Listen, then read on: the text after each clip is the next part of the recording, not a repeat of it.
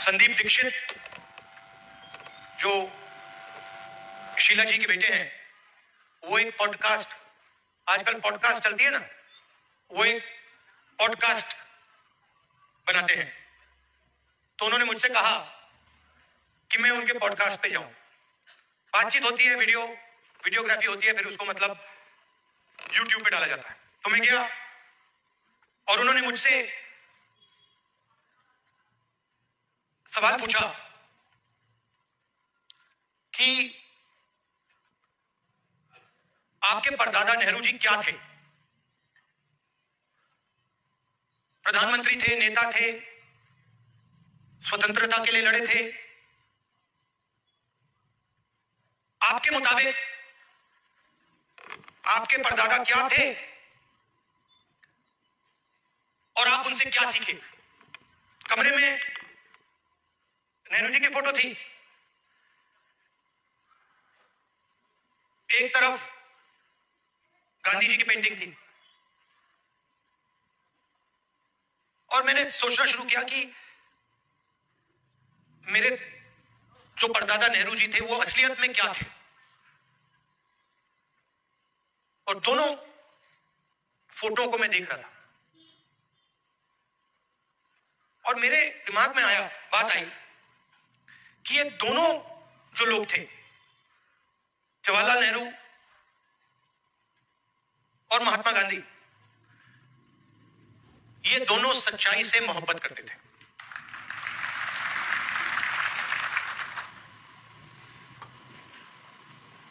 और अगली लाइन में मैंने बोला, सिर्फ नेहरू जी नहीं, सिर्फ महात्मा गांधी जी नहीं, उसमें आप एक लंबी लिस्ट लगा सकते हो।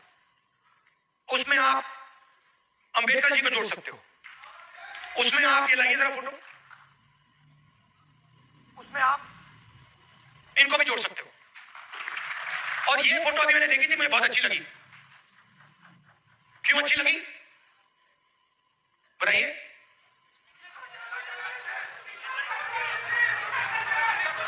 क्योंकि जो इनकी पत्नी है और इनके बीच में समानता है, रिस्पेक्ट है। ये देखकर ये पता लग रहा है कि रिस्पेक्ट है। तो ये सब लोग, और आप हजारों साल पहले शुरू कर सकते हैं। बुद्ध भगवान सच्चाई से मोहब्बत करते थे, सच्चाई से दूर नहीं जा सकते थे। गुरु नानक, कबीर, बसवन्ना, नारायण गुरु, लिस्ट है। तो लोग मुझे कहते हैं कि ये संविधान 1947 में लिखा गया था, और मैं उनसे कहता हूं नहीं, ये संविधान हजारों साल पुराना है। और इस किताब के अंदर अंबेडकर जी की सोच, फूले जी की सोच, गांधी जी, नेहरू जी, गुरु नानक जी, कबीर, जिन लोगों को हिंदुस्तान मानता है और रिस्पेक्ट करता है, उनकी सोच इसके अंदर है। तो जब आप इस किताब को ऐसे पकड़ते हो,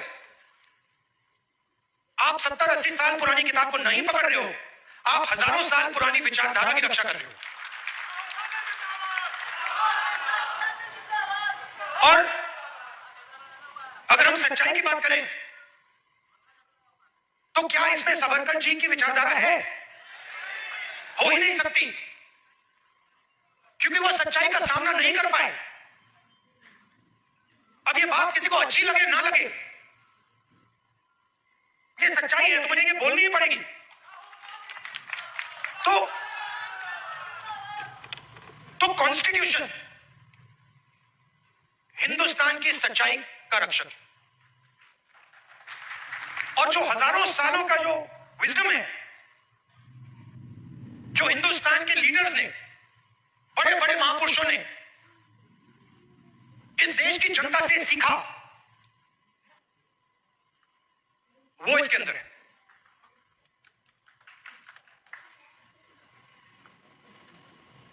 अंबेडकर जी ने दलितों की लड़ाई लड़ी, दलितों के लिए लड़ाई लड़ी। सिखाया किसने? सिखाया देश के दलितों ने। जो देश के दलितों के अंदर दर्द था, उस दर्द को अंबेडकर जी समझे, उस दुख को अंबेडकर जी समझे, उस सच्चाई को अंबेडकर जी समझे, और उस सच्चाई के लिए अंबेडकर जी लड़े। इसलिए महात्मा गांधी की autobiography my experiments with truth, Mahatma Gandhi की autobiography my experiment with life नहीं थी, जो शायद मोदी जी लिख पाएंगे। तो सच्चाई की ही लड़ाई चल रही है। और आजकल क्या हो रहा है, सच्चाई बोलना हिंदुस्तान में मुश्किल है, आसान नहीं। आप देख लीजिए, हमारी पॉलिटिक्स को देख लीजिए, पॉलिटिक्स को देख लीजिए, बड़े बड़े नेताओं को देख लीजिए, बोल नहीं पाते। पूरा देश जानता है कि सच्चाई है, और बड़े से बड़े नेता चुप हो जाते हैं। ये पूरे देश को दिख रहा है। मगर एग्जाम्पल क्या दिया बुद्ध भगवान ने, अंबेडकर जी, गांधी जी, इन लोगों ने एग्जाम्पल क्या दिया? डरना नहीं है, जो सच्चाई है वो देश के सामने रखनी है। और यही आप लोग कर रहे हो, यही आप लोग कर रहे हो। आप लोग डरते नहीं हो, आप लोगों को दबाया नहीं जा सकता है। आपके अंदर, खून के अंदर फूले जी, अंबेडकर जी, गांधी जी, ये सब आपके खून के अंदर है, और इनकी विचारधारा आपके खून के अंदर है, मेरे खून के अंदर है, और इसको कोई नहीं मिटाया जा रहा है, कोई मिटा नहीं सकता। मैं आपको आज दो तीन चीजें कहना चाहता हूं, मगर मेरे माइंड में एक सवाल है। तो सबसे पहले मैं आपसे सवाल पूछना चाहता हूं, देखना चाहता हूं, आप में से आपने देखा होगा अमेरिका के राष्ट्रपति ने स्टॉक मार्केट की धज्जियां उड़ा दी, देखा होगा, देखा ना? अच्छा, आप मुझे बताइए, आप में से, इस भीड़ में से कितने लोग स्टॉक मार्केट में पैसा डालते हैं? हाथ उठा के दिखाइए। अब ये देखिए, घूम के देखिए, यहां पे 1% से कम लोग स्टॉक मार्केट में पैसा डालते हैं, 1% से कम। अगर यहां 100 लोग हैं तो एक हाथ उठ रहा है। तो ये स्टॉक मार्केट आपका औजार नहीं है, इसमें अनलिमिटेड पैसे बने, मगर इसका फायदा आपको नहीं मिला।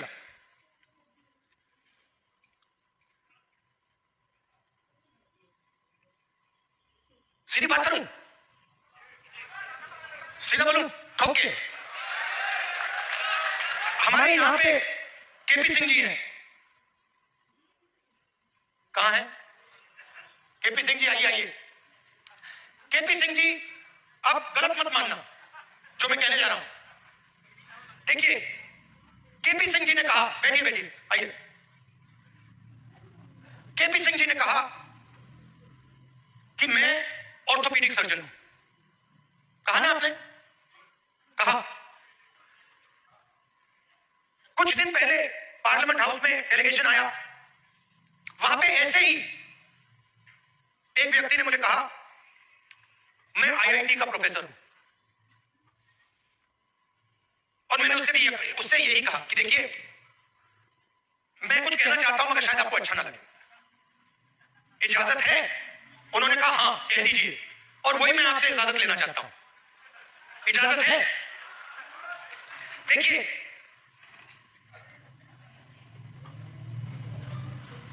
आप में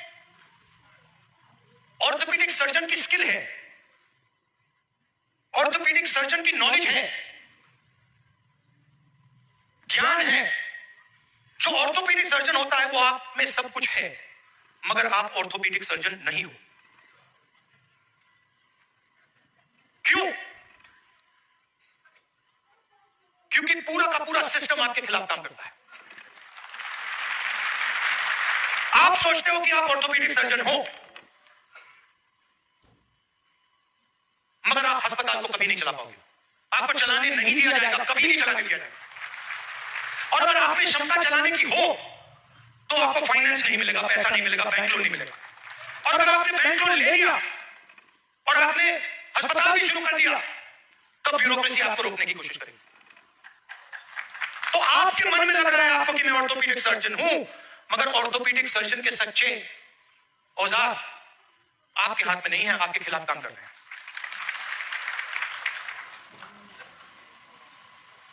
डेलीगेशन में दलित प्रोफेसर ने मुझे कहा कि मैं आईआईटी प्रोफेसर हूं। मैंने उनसे कहा नहीं भैया, आईआईटी प्रोफेसर की पूरी क्वालिफिकेशन आप में है, मगर सिस्टम आपको सच्चा आईआईटी प्रोफेसर नहीं बनने देगा।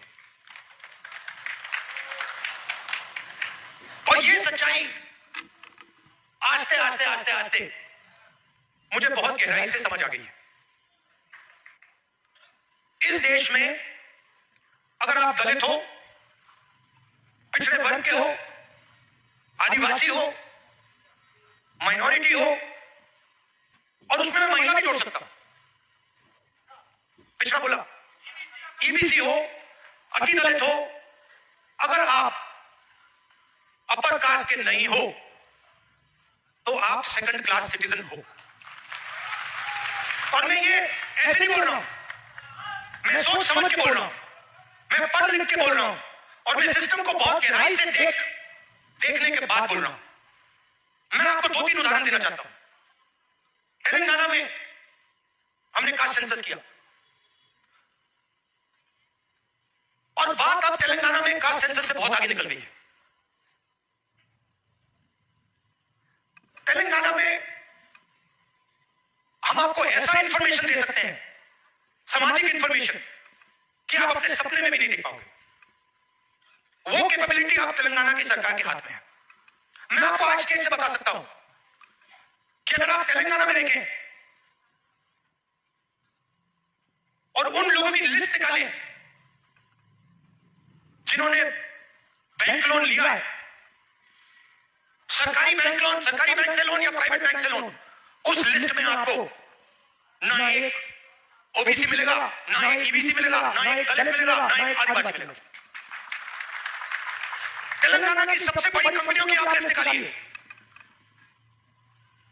उनकी मालिकों की लिस्ट निकालिए, उनकी सीईओ की लिस्ट निकालिए, ये सब हम तेलंगाना में कर सकते हैं। उनकी मैनेजमेंट टीम की लिस्ट निकालिए, आप हैरान हो जाओगे। मैनेजमेंट में, सीईओ की लिस्ट में, मालिकों की लिस्ट में आपको ईबीसी, ओबीसी, दलित, अति दलित, आदिवासी कहीं नहीं मिलेंगे, कहीं नहीं। मैं आपसे नहीं कह रहा हूं कि 5% है, मैं आपसे नहीं कह रहा हूं कि 5% है, 0 है, 0 है नहीं। और आप दूसरी तरफ मजदूरों की लिस्ट निकालो, जो 21वीं सदी के नए मजदूर बने, गिग वर्कर्स, जो ऊपर चलाते हैं, जो 21वीं सदी की मजदूरी करते हैं, उनकी लिस्ट निकालो। 90% से ज्यादा, 95% दलित, पिछड़ा वर्ग, ईबीसी, आदिवासी, डोमेस्टिक सर्वेंट्स की लिस्ट निकालो। दलित, ओबीसी, ईबीसी, आदिवासी, अति दलित। और मैं सिर्फ कंपनी की बात नहीं कर रहा हूं, मैं अस्पतालों की बात कर रहा हूं, शिक्षा के सिस्टम की बात कर रहा हूं, सरकार की बात कर रहा हूं, कॉर्पोरेट इंडिया की बात कर रहा हूं। जहां भी आप देखो, आप हो ही नहीं। और तेलंगाना में आपको पूरा का पूरा डेटा हमारे हाथ में, जो नरेंद्र मोदी जी आपके हाथ नहीं डालना चाहता है। इसीलिए आपने देखा कि जैसे ही हमें वो डेटा दिखा, हमने रिजर्वेशन को बढ़ा दिया।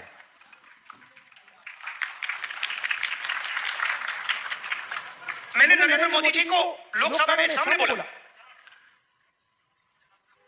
ये जो फेक दीवार बना रखी है 50% रिजर्वेशन की, इसको अगर आप नहीं तोड़ोगे तो हम इसको तोड़ के गिरा के फेंकेंगे।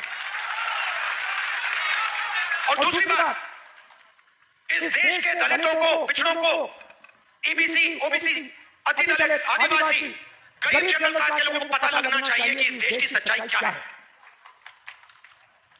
कि 5% लोग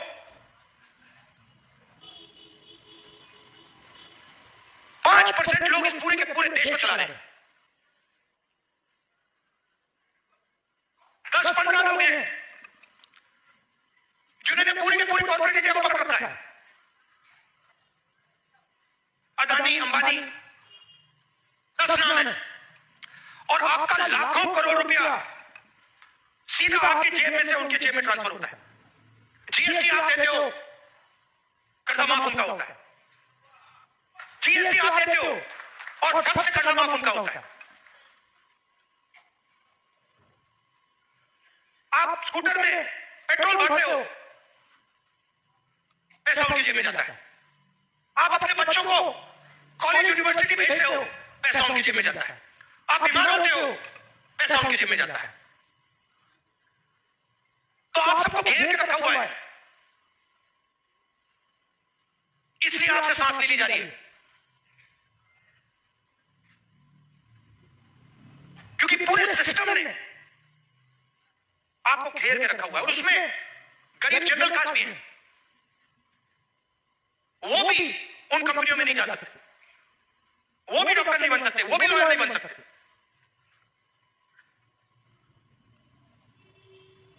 मैं छोटा सा उदाहरण देता हूं आपको। सुल्तानपुर में मैं गया, वहां पे चेतराम मोची जी, पता नहीं आपने वीडियो देखा नहीं देखा, देखा था? तो मेरी दोस्ती हो गई उनसे। मैंने गाड़ी रोक दी, मैं वहां जाकर बैठ गया। मैं आपको बताना चाह रहा हूं कैसे फंसाया गया है, किस प्रकार से फंसा के रखा हुआ है। मैं गया, 40 मिनट में उनके साथ बैठा। मैंने देखा कि हुनर की कोई कमी नहीं है। उनसे आप कोई भी उनको आप कोई भी जूता दे दो और कभी इसको बना दो, कोई भी हो, मतलब ब्रांडेड जूता हो या आपने पहना हुआ ये हो, कुछ भी 2-3 घंटे में वही जूता आपको मिल जाएगा, उससे अच्छा मिल जाएगा। और मैंने उनसे पूछा आप यहां कितने साल से हो? कहते हैं 40 साल से हूं राहुल जी, 40 साल। फिर मुझे देख के कहते हैं राहुल जी ये मेरा बेटा है, अब ये यहां मेरे साथ काम नहीं करना चाहता। तो मैंने कहा क्यों? और फिर सिर्फ नीचे करके कहते हैं कि राहुल जी 40 साल में मुझे किसी ने इज्जत नहीं दी। एक ही आदमी ने, मेरे पिता ने मुझे रिस्पेक्ट और इज्जत दी थी। मैं यहां आता हूं, सुबह आता हूं, दिन भर काम करता हूं, घर चला जाता हूं। 40 साल में मुझे एक व्यक्ति ने इज्जत नहीं दी। अकेले काम कर रहे थे, बेटा कह रहा था मुझे नहीं करना काम, मैं जा रहा हूं, मैं नौकरी करूंगा। मैंने उनसे पूछा, मैंने कहा एक बात बताइए, अगर आप अपने काम को थोड़ा इंप्रूव करना चाहते हो तो आप क्या कदम लोगे? एकदम उन्होंने मुझे बोला कि देखिए राहुल जी, मैंने एक मशीन है, मैंने उसकी फोटो देखी थी, अगर वो मशीन मुझे मिल जाए तो मेरा काम डबल हो जाएगा ऐसे ही। तो हमने क्या किया, बहुत महंगी मशीन नहीं थी, हमने किसी राजनेता से वो मशीन डोनेट करा दी और उनको हमने मशीन दे दी। अभी ताली मत बजाइए, अभी ठहर जाइए, ताली बजाने की बात अभी आ रही है। 3 महीने बाद मुझे फोन आता है, चेतराम मोची जी कहते हैं राहुल जी मैं बड़ा खुश हूं। मैंने कहा क्यों? कहते हैं राहुल जी मेरी अब 2 दुकानें हैं, 10 लोग मेरे लिए काम करते हैं।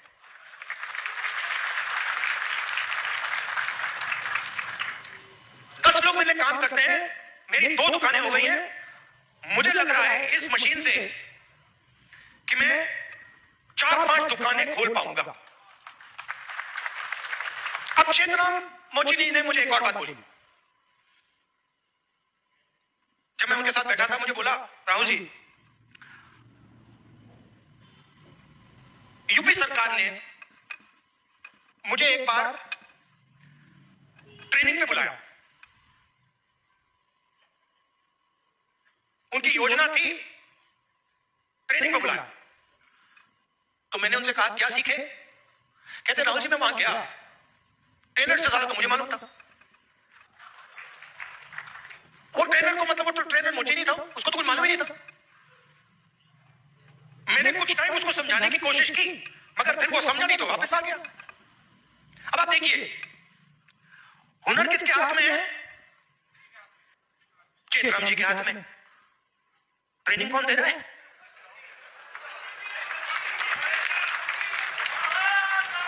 तो बात समझिए, क्यों? क्योंकि ट्रेनिंग का नेटवर्क कंट्रोल में है। मशीन क्यों नहीं मिल रही? बैंक का सिस्टम कंट्रोल में है। ट्रेनिंग क्यों नहीं हो रही? क्योंकि चेतराम जी ट्रेनिंग के सिस्टम में ही नहीं है। जिसके पास हुनर है, जिसके पास ज्ञान है, वो ट्रेनिंग करा ही नहीं रहा है। तो मैंने क्या किया? इससे मैंने क्या सीखा? मैंने तेलंगाना के चीफ मिनिस्टर को चिट्ठी लिखी और मैंने उनको सुझाव दिया। मैंने कहा कि देखिए, ये पता लगाइए आप कर सकते हैं या नहीं। आईटीआई के सिस्टम में क्या होता है? ट्रेनिंग होती है, पढ़ाई की ट्रेनिंग होती है, प्लम्बर की ट्रेनिंग होती है, मोची की ट्रेनिंग होती है, कुम्हार की ट्रेनिंग होती है, ये सब ट्रेनिंग होती है। तेलंगाना में मैंने चीफ मिनिस्टर को सुझाव दिया कि आप ऐसे कीजिए, आप सर्टिफिकेशन सेंटर बनाइए। तेलंगाना में लाखों मोची, नेटवर्क है मोची का, उस नेटवर्क के अंदर हुनर है, कैपेबिलिटी है। मैंने चीफ मिनिस्टर से कहा कि ट्रेनिंग इनसे करवाइए। तो हजारों मोची, जो गुरु शिष्य की परंपरा है हिंदुस्तान में, हजारों मोची ट्रेनिंग कराएंगे, सर्टिफिकेशन सरकार करेगी। और जब एक मोची ट्रेनिंग करेगा और उसका शिष्य सर्टिफिकेशन पाएगा, तो मोची के बैंक अकाउंट में सीधा सरकार पैसा डालेगी। तो मेरा कहना है, सवाल पूछता हूं आपसे, पढ़ाइयों के लिए हिंदुस्तान में बैंक क्यों नहीं है? मोचियों के लिए हिंदुस्तान में बैंक क्यों नहीं है? पढ़ाइयों का अपना ट्रेनिंग सेंटर क्यों नहीं है? हुनर तो उनके पास है। तो जाति जनगणना जो हमने तेलंगाना में किया है, वो विकास के सिस्टम को ही बदलने जा रहा है। क्योंकि हम 21वीं सदी में जी रहे हैं।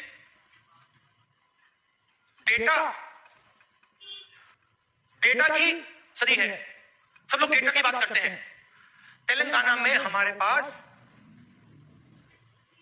जाति का पूरा डेटा हमारे हाथों में है, और इस डेटा के साथ हम तेलंगाना की पूरी राजनीति को बदल सकते हैं। और जो सचमुच में आपका हक है, जाति जनगणना के माध्यम से वो हम आपको दिलवा सकते हैं। और सीधी सी बात है, बहुत सारे लोग कहते हैं कि भैया देखो, जाति जनगणना नहीं होना चाहिए।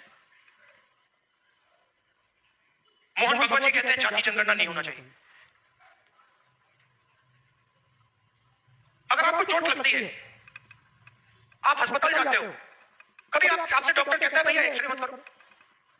एक्सरे से कोई नुकसान थोड़ी होता है, एक्सरे से सच्चाई पता लगती है। वो हम कर रहे हैं, एक प्रकार से हम सामाजिक एक्सरे कर रहे हैं कि भैया सच्चाई क्या है, किसके पास कितना धन है, कौन कहां बैठा है,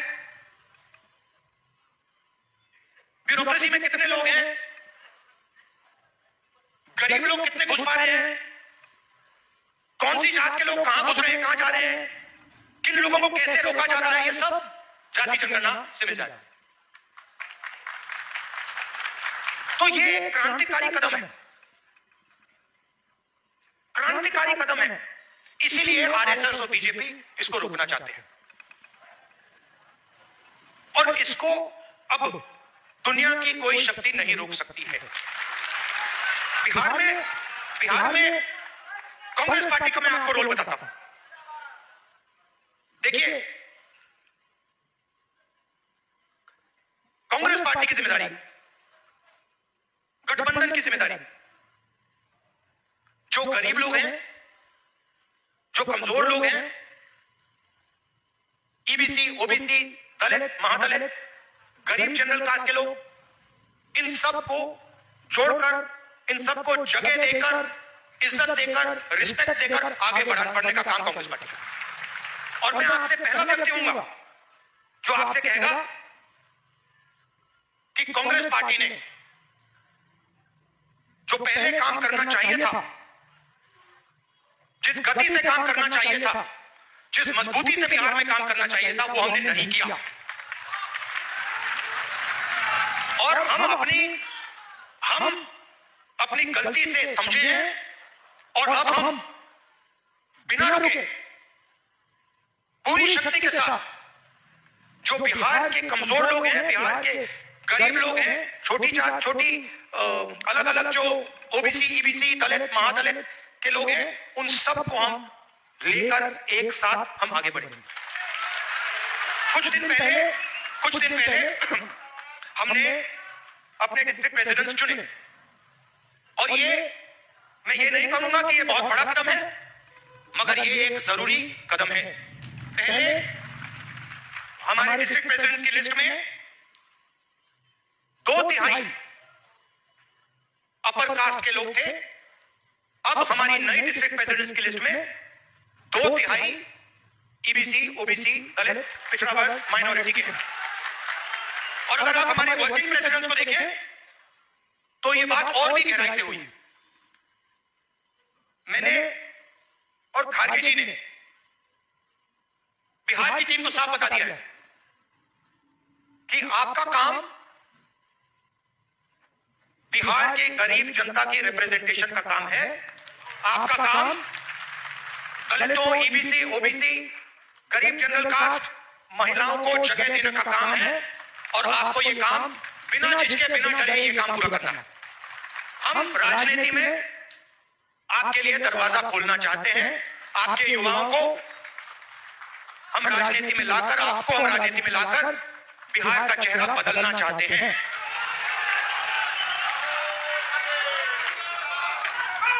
जो बिहार में हुआ है, जो आज बिहार में हो रहा है, जो एनडीए की सरकार बिहार में कर रही है, चुने हुए अरबपतियों की राजनीति चल रही है, अदानी अंबानी की राजनीति चल रही है, उससे हम लड़ रहे हैं और उसको हम हराने जा रहे हैं। और हम जानते हैं कि इस देश को बिहार की जनता डायरेक्शन देती है। जब भी राजनीतिक बदलाव आता है, अंग्रेजों के खिलाफ राजनीतिक बदलाव आया, बिहार की जनता ने यह बदलाव लाने का काम किया था। और हम समझते हैं कि बिहार की जनता फिर से ये काम करना चाह रही है और ये काम करेगी। और हम आपके साथ मिलकर, शामिल होकर ये काम करना चाहते हैं। सबसे जरूरी लक्ष्य कॉन्स्टिट्यूशन की रक्षा करना है। हमारी जो पुरानी विचारधारा है, बिल्कुल मतलब ऐसे, और जो इसके सामने आएगा, आपने देखा होगा पहले नरेंद्र मोदी, उनकी पार्टी कह रहे थे 400 पार, देखा आपने 400 पार। उसके बाद कांग्रेस पार्टी इंडिया गठबंधन सामने खड़ा हुआ और फिर मोदी जी जब पार्लियामेंट आई होंगी कि मैं बदलूंगा नहीं इसको, तो कॉन्स्टिट्यूशन ने और आपने कॉन्स्टिट्यूशन को बचाने का काम किया। इसके लिए मैं आपको दिल से धन्यवाद करता हूं। और जहां भी देखिए, और जहां भी मेरी जरूरत होगी, बिहार के कोने कोने में, हिंदुस्तान के कोने कोने में आप मुझे बुलाओ, मैं हाजिर हो जाऊंगा। आपकी लड़ाई मेरी लड़ाई। दिल से आप सबका बहुत बहुत धन्यवाद। नमस्कार, जय हिंद। भारतीय संविधान जिंदाबाद, भारतीय संविधान जिंदाबाद, खड़े होकर भारतीय संविधान जिंदाबाद, खड़े होकर के सब लोग राहुल गांधी जिंदाबाद, राहुल गांधी जिंदाबाद, जय जय जय जय जय भीम, जय जय जय जय जय भीम, जय जय जय जय जय भीम। बहुत धन्यवाद आप सभी का। आप सभी संविधान सुरक्षा सम्मेलन में आए। अब संविधान के ऊपर किसी प्रकार की आंच हम और आप मिलकर नहीं आने देंगे और समाज की ये सामाजिक न्याय की लड़ाई आगे बढ़ेगी। आप सबका शांतिपूर्वक तरीके से बैठकर इस आने वाली हमारी लड़ाई किस दिशा में जाएगी सुनने के लिए और आगे की लड़ाई के लिए तैयार होने के लिए बहुत बहुत धन्यवाद। शुक्रिया। जय हिंद, जय भीम, जय भारत, जय संविधान, जोहार।